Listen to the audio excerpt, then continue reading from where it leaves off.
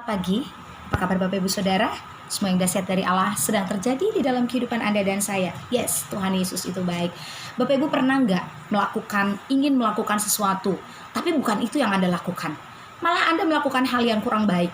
Contohnya seperti ini, ada orang yang menjahati Anda, ada orang yang menzolimi Anda, ada orang yang memfitnah Anda, ada orang yang menjelek-jelekan bahkan menghakimi Anda, padahal apa yang Anda lakukan itu baik. Tapi di dalam hati nih ya, udah pengen, aku akan memaafkan dia, aku akan melupakan apa yang dia lakukan, dan aku akan memberkati dia. Kalau ketemuan nanti di jalan, aku akan tersenyum kepadanya, dan aku akan melepaskan pengampunan kepada dia. Tapi ketika tiba waktunya untuk bertemu dengan dia di jalan, tiba-tiba bukan Anda mengampuni, bukan Anda menegur, bukan Anda melepaskan pengampunan, melainkan hati yang dongkol dan keras itu mulai muncul, dan Anda mulai memaki dia. Dasar tidak tahu diri, dasar jahat sekali hatinya, dasar tidak punya perasaan. Itu yang sering dilakukan oleh manusia. Hatinya ingin melakukan sesuatu yang baik, tetapi apa yang dilakukan tidak sesuai dengan apa yang ada di dalam hatinya. Paulus berkata sedemikian, bukan apa yang aku pikirkan yang aku lakukan, bukan apa yang aku kerjakan aku lakukan.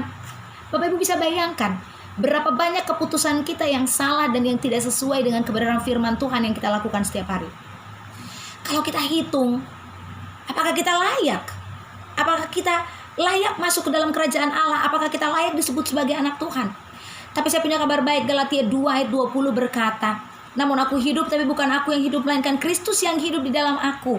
Dan hidup yang kuhidupi sekarang di dalam Kristus ini adalah hidup karena Tuhan yang sudah menyerahkan nyawanya kepadaku. Artinya kita mengalami kehidupan, kita melewati kehidupan bukan karena kuat dan gagah kita.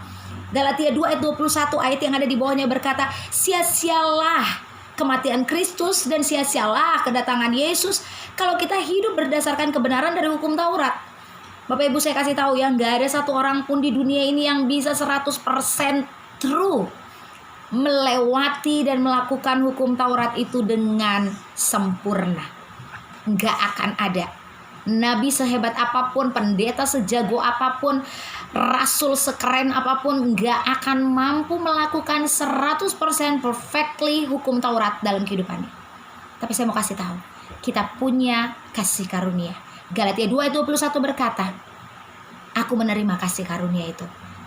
Buka tanganmu, buka hatimu dan katakan, Tuhan, aku mau menerima kasih karunia itu. Ketika aku berdosa, ketika aku melakukan keputusan yang tidak sesuai dengan firman-Mu, aku mau berubah, aku mau bertobat, aku mau kembali kepada kasih karunia. Jadilah seseorang yang memiliki kasih karunia yang besar. Tuhan Yesus datang bukan untuk meniadakan hukum Taurat, tapi untuk menggenapinya. Dan untuk itu hiduplah sebagai orang yang punya kasih karunia. Hiduplah di dalam kebenaran firman Tuhan, tidak mengecilkan kasih karunia, tapi hidup karena kasih karunia. Tuhan Yesus memberkati.